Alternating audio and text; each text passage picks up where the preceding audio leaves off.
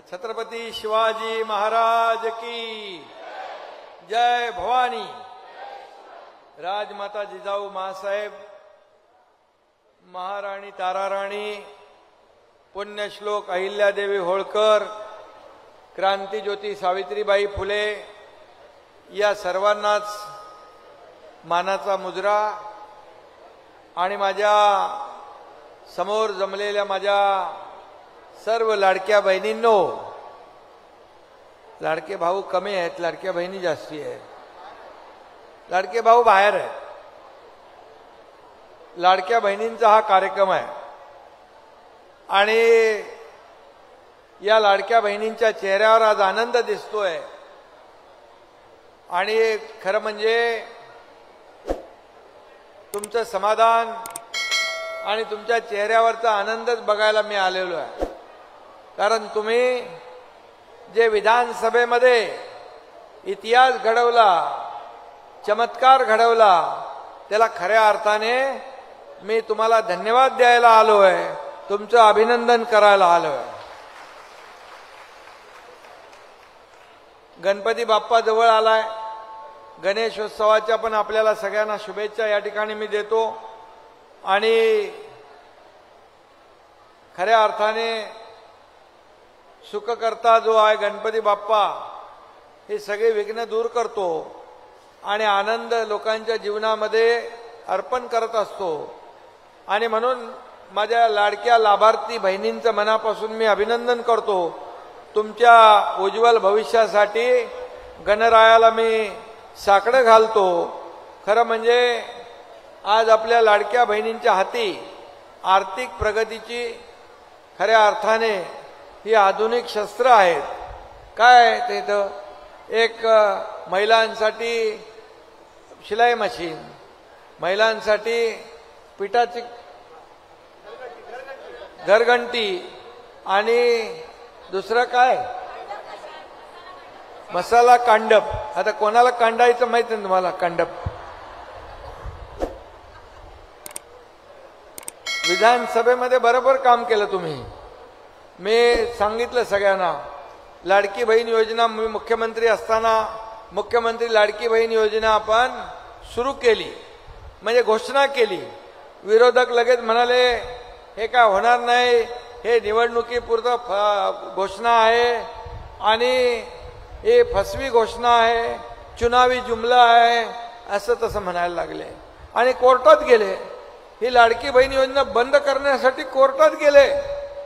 मग मी तेव्हा सांगितलं भाषणामध्ये, हे जे कोर्टात गेलेले सावत्र भाऊ, दुष्ट भाऊ, यांचा बरोबर निवडणुकीमध्ये आपल्याला लक्षात ठेवायचं आहे.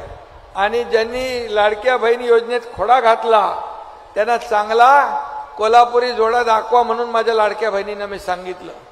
त्या लाडक्या बहिणीने एवढा जोरदार जोडा दाखवला की 6 नंबर 7 नंबर 8 नंबर नाही, लगेच 232 नंबरचा जोडा दाखवून टाकला. 232 काय? 232 आमदार महायुतीचे तुम्ही निवडून आणले म्हणून तुम्हाला मनापासून धन्यवाद देतो.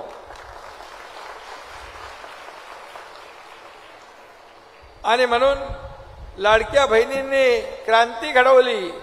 लाडक्या बहिणी काय करू शकतात हे विधानसभेच्या निवडणुकीमध्ये आपण या महाराष्ट्रातल्या सर्व लाडक्या बहिणींनी दाखवून दिलं.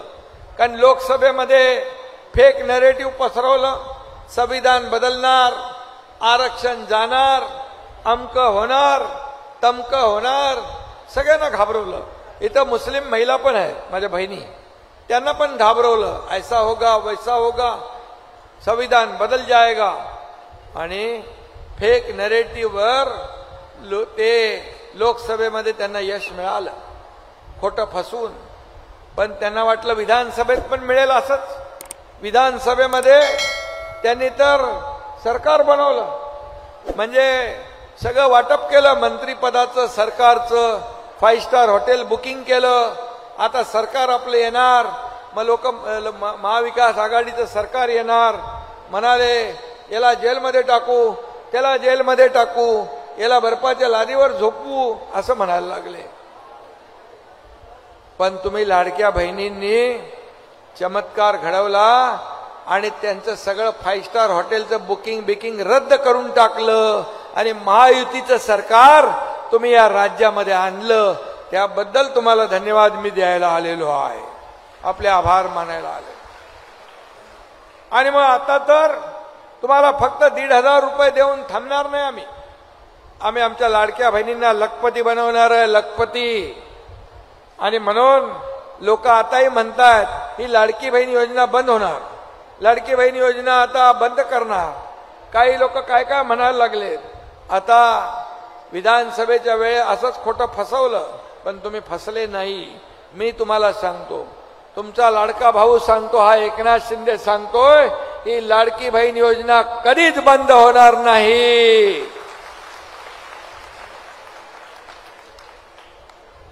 कारण आम्ही शब्द दिलेला पाळणारे लोक आहोत. आणि म्हणून ज्या ज्या योजना आम्ही जाहीर केल्या त्या सगळ्या टप्प्याटप्प्याने आम्ही पूर्ण करणार. आणि म्हणून लेक लाडकी लखपती योजना आपण सुरू केली. एसटी मध्ये 50% सवलत आपण सुरू केली. या ठिकाणी लाडकी बहीण योजना सुरू केली. आणि आज मला आनंद आहे, समाधान आहे की लाडक्या बहिणींनी ते 1,500 रुपये महिन्याचे काही लोकांनी ग्रुप बनवला, 10 लोकांचा 20 लोकांचा, क्रेडिट सोसायटी काढली आणि छोटा मोठा व्यवसाय करू लागले. कोणी साड्यांचा व्यवसाय, कोणी देवपूजेच्या सामानाचा व्यवसाय, कोणी चहाचा नाश्त्याचा स्टॉल. ठाण्यामध्ये एक लाडकी बहीण स्टॉल सुरू केलाय. आणि मला एकाने सांगितलं ते लाडक्या बहिणीने तुम्हाला बोलवलं तिकडं. मी गेलो तिथं. ती लाडकी बहीण होती, तिचं पूर्ण कुटुंब त्या स्टॉलवर होतं आणि चहा नाश्त्याचं त्यांनी काम सुरू केलं. तुम्हाला सांगतो मी, 1,200 रुपये दररोज त्यांचा धंदा तिथं होता. 1,200 रुपये दररोज. आता त्यातले अर्धे कट केले तर 600 रुपये प्रॉफिट होणार की नाही. म्हणजे लाडक्या बहिणींनी फक्त पैसे काढून खर्च करायचं ठरवलं नाही, ते पैसे व्यवसायामध्ये गुंतवण्याचं काम केलंय आणि त्याच्यातून अधिक जे काही अर्थव्यवस्थेला चालना देण्याचं काम केलेलं आहे. आणि त्यामुळे एक सक्सेस स्टोरी ज्या आहेत या लाडक्या बहिणींच्या अनेक आहेत. त्यावेळेस मी बघितलं, जेव्हा नवीन योजना पण सुरू केली, एका बहिणीने आरतीचं सामान घेतलं. आरतीचं सामान घेतलं 3,000चं. पैसे किती मिळवले त्यातून? 10,000 रुपये. म्हणजे 7,000 रुपये फायदा झाला. अशा लाडक्या बहिणी आहेत. आणि म्हणून तुम्ही खऱ्या अर्थाने तुमच्याकडे आता आर्थिक स्वातंत्र्य मिळालेलं आहे. आर्थिक तुमच्या खात्यात पैसे जमा होतात आणि तुमचे पैसे तुमच्या सहीशिवाय कोणी काढू शकत नाही. आणि म्हणूनच या योजनेचे जे काही पैसे आहेत हे पैसे आपल्याला कायम सुरू राहतील. कोणी किती म्हटलं, कोणी अफवा पसरवल्या तरी सुद्धा तुम्ही काही चिंता करू नका. तुमची योजना कधी बंद होऊ देणार नाही, बंद होणार नाही. आणि म्हणूनच मी आपल्याला सांगतो की मी जिकडे आता कार्यक्रमाला जातो महाराष्ट्रात, सगळ्या लाडक्या बहिणी येतात, ओवाळणी करतात, हे करतात, राखी बांधतात. कारण त्यांना या एकनाथ शिंदे जेव्हा मुख्यमंत्री होता तेव्हा मी देवेंद्रजी, अजितदादा, आम्ही सगळ्यांनी निर्णय घेतला आणि आमच्या सर्व लाडक्या बहिणींना ओवाळणी वर्षातून एकदा नाही, दर महिन्याला त्यांना ओवाळणी मिळाली पाहिजे याची व्यवस्था आम्ही केली. याचं नियोजन आम्ही केलं. याचा आनंद आहे मला, याचं समाधान आहे. आणि म्हणून महिलांना आत्मनिर्भर करण्यासाठी या देशाचे प्रधानमंत्री नरेंद्र मोदीजींनी देखील जनधन योजना सुरू केली, बचत खाती सुरू केली, लखपती दीदी योजना सुरू केली, ड्रोन दीदी सुरू केलं आणि अनेक योजना महिलांसाठी सुरू केल्या. याच्या मागचा उद्देश एवढाच की महिलांना सक्षम करणं, महिलांना आत्मनिर्भर करणं, महिलांना स्वतःच्या पायावर उभं करणं, त्यांच्या कुटुंबाला हातभार लावण्यासाठी त्यांना आर्थिक मदत करणं हे आपलं कर्तव्य आहे. आणि म्हणून तुम्हाला मी सांगतो, आपल्या मुली ज्या आहेत या देखील उच्च शिक्षण घेतलं पाहिजे. त्या डॉक्टर झाल्या पाहिजे, इंजिनियर झाल्या पाहिजे, वकील झाल्या पाहिजे. यासाठी देखील मी मुख्यमंत्री असताना निर्णय घेतला. एका मुलीने आत्महत्या केली. मी बातमी रात्री 12:30-1 वाजता टीव्हीवर पाहिली. आणि आत्महत्या कशासाठी केली? ती इंजिनिअरिंगचं शिक्षण घेत होती. 50% आपण सरकार भरत होती फी आणि 50% पालक भरत होते. पण त्यांची परिस्थिती गरिबीची होती. मुलीला वाटलं माझे वडील आत्महत्या करतील आणि म्हणून त्या मुलीनेच आत्महत्या करून टाक. आणि त्याच दिवशी त्याच रात्री आपल्या सरकारने निर्णय घेतला की 50% नाही 100% फी देण्याचा निर्णय आपण घेतला. आणि 100% फी देण्याचा सरकार आता त्या उच्च शिक्षणचा भार आपण सरकारने उचलला. सरकार कशासाठी असतं? सरकार लोकांना मदत करण्यासाठी आहे. सरकार लोकांचा जीव वाचवण्यासाठी असतं. सरकार मुलांना शिक्षण मिळालं पाहिजे याच्यासाठी असतं. आपल्या माता भगिनींचं आरोग्य चांगलं ठेवण्यासाठी असतं. शेतकऱ्यांना सन्मानाची वागणूक मिळाली पाहिजे म्हणून असतं. आणि म्हणून आपल्या सरकारने अनेक योजना सुरू केल्या. आणि म्हणूनच आज आपण पाहतोय की तुकाराम काते यांचं मनापासून मी अभिनंदन करतो. एवढ्या महिला भगिनींना हे सगळं आपण सामान देतोय. आता ते आत्मनिर्भर होणार, स्वतःच्या पायावर उभे राहणार, त्यांच्या कुटुंबाला मदत होणार. आणि म्हणून अशा अनेक योजना महिला बचत गटाचा आपण तोही फंड आपण वाढवलाय. आता इथं शहरामध्ये वाढवायचा आहे. आणि त्यामुळे महिलांसाठी मला वाटतं त्यावेळेस आपण 200 कोटीचं हे केलं. या सर्व वस्तू हे अगोदर काही ठिकाणी वाटप झालंय. आणि म्हणून 200 कोटी रुपयाची तरतूद आपण मुंबई महापालिका किती केली हो?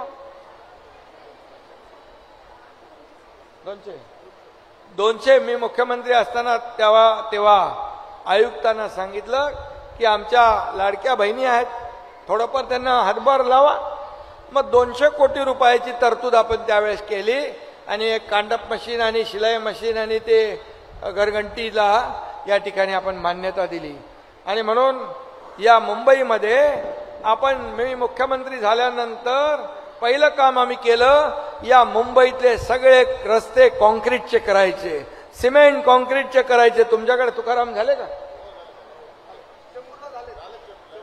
मुंबई मधले सगळे रस्ते पुढच्या 1-1.5-2 वर्षामध्ये खड्डे मुक्त मुंबई करायची आहे. एकही रस्त्याला खड्डा दिसणार नाही.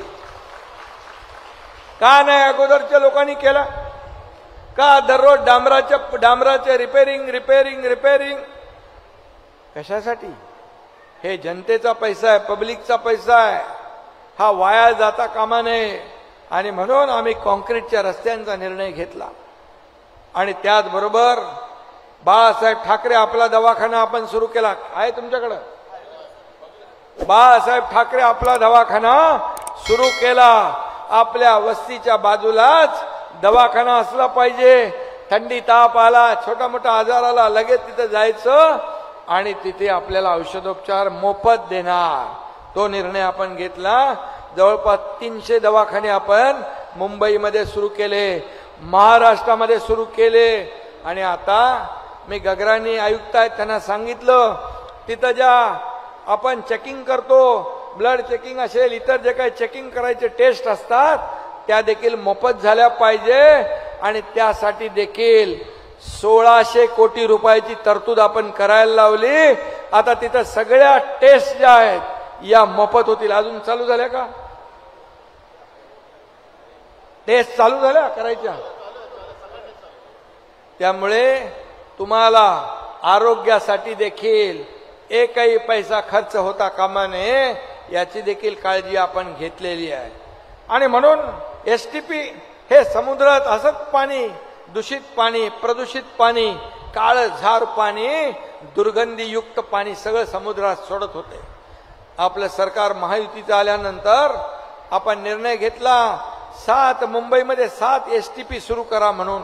आणि आता ते सुरू झाल्यानंतर पुढच्या 2 वर्षात सुरू होतील आणि शुद्ध पाणी समुद्रात जाईल आणि समुद्र देखील प्रदूषण मुक्त होईल. कुठं कुठं काय काय करणार? कोविडमध्ये काय काय झालं आपल्याला माहित आहे.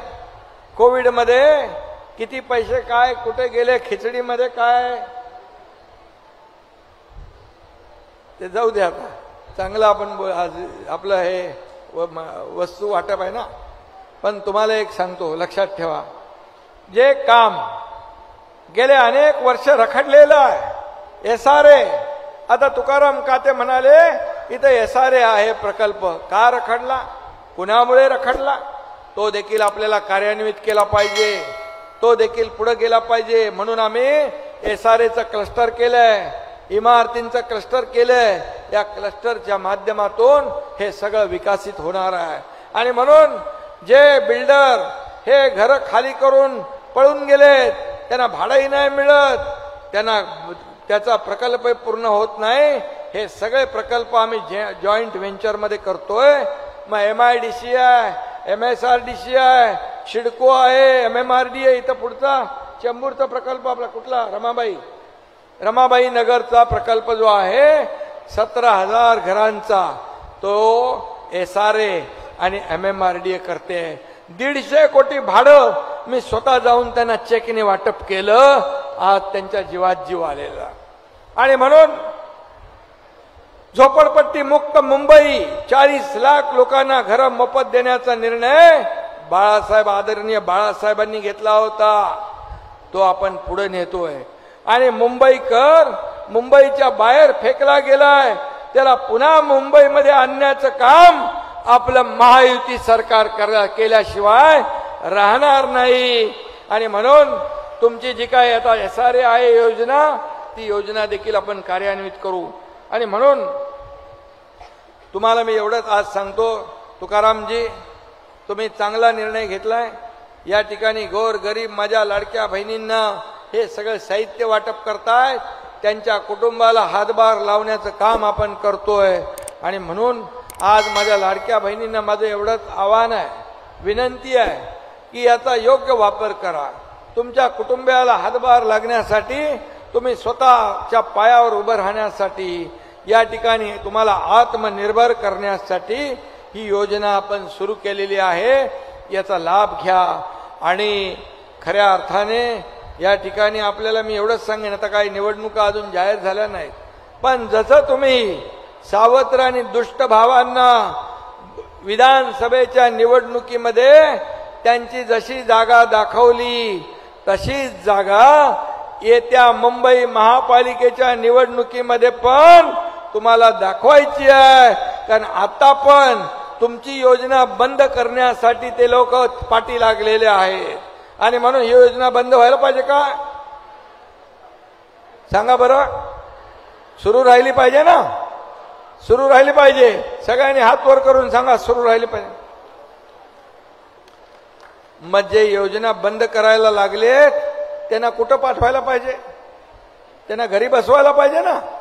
जे काम करतात त्यांच्या पाठीशी उभं राहिलं पाहिजे.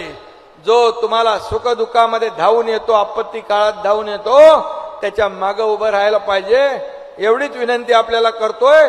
पुन्हा एकदा सगळ्यांना मनापासून धन्यवाद, मनापासून. आणि मगाशी तर आपल्या राहुल शेवाळे यांनी सांगितलं, हे प्लेग्राऊंड असेल, इथलं SRA असेल, पर्यावरणाचं NOC असेल, हे सगळं मिळवून देण्याचं काम आपल्या महायुती सरकारने केलंय. आता इथं कुठलंही आरक्षण नाही, खेळाचं मैदानच राहणार. त्यामुळे ही मोकळी जागा आपल्या मुलांना खेळण्यासाठी आहे. आणि SRA मध्ये देखील चांगले अमेनिटी, चांगल्या सुविधा आपल्याला मिळतील, हा शब्द देतो. आणि पुन्हा एकदा या यंत्रसामुग्री वाटप योजनेचा या ठिकाणी शुभारंभ केल्याबद्दल तुकाराम काते, त्यांचे सर्व सहकारी यांचं मनापासून अभिनंदन करतो. माझ्या लाडक्या बहिणींना पुन्हा एकदा मनापासून धन्यवाद, मनापासून आपल्याला शुभेच्छा. जय हिंद, जय महाराष्ट्र.